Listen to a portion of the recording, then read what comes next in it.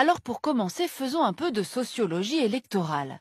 En 2002, pour remporter les législatives, Erdogan s'est appuyé sur ce qu'on appelle les tigres anatoliens, petits entrepreneurs dynamiques des villes du centre du pays, des villes moyennes de ce qu'on appelle la Turquie noire, comme Kayseri, Konya, Gaziantep ou Erzurum, islamiques et conservatrices, opposées à la Turquie blanche, occidentalisée mais perçue comme corrompue. Ces villes profitent depuis 1996 de l'union douanière avec l'Europe. En 10 ans, avec Erdogan, la Turquie va ainsi tripler son PNB par tête, multiplier universités, hôpitaux et routes, et s'urbaniser. La vitrine de cette réussite, c'est bien sûr Istanbul, 17 millions d'habitants.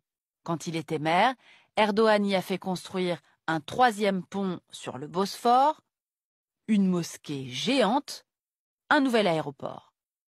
Son parti, l'AKP, gagne toujours plus de voix, y compris dans les zones kurdes, 18% de la population turque. Sauf que Erdogan n'a pas seulement une ambition pour la Turquie, mais aussi une vision du monde, et c'est ce qu'on va voir maintenant.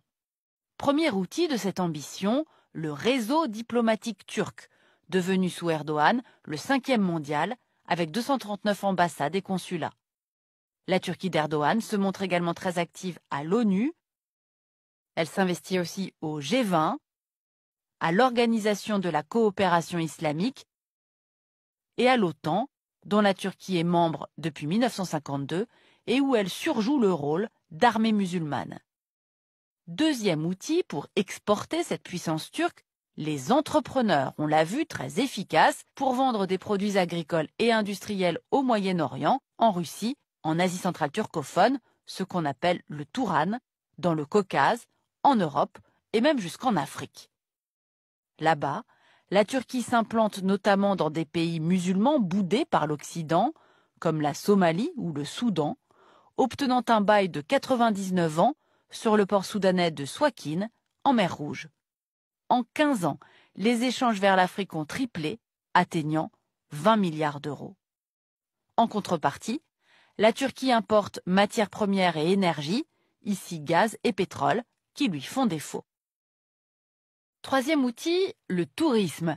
35 millions de visiteurs en Turquie en 2014, 45 millions en 2018, la compagnie nationale Turkish Airlines faisant partie intégrante de cette stratégie de puissance.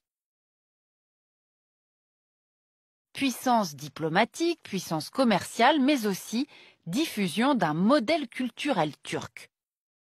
L'AKP islamiste mise sur l'idéologie religieuse, formant des imams, finançant de nombreuses mosquées dans les Balkans, ici à Tirana, en Afrique, à Djibouti, et même en Asie, où la Turquie défend les Rohingyas birmans. Sans oublier le succès de ces séries télévisées, le pays est devenu le 2e exportateur de séries dans le monde, derrière les États-Unis.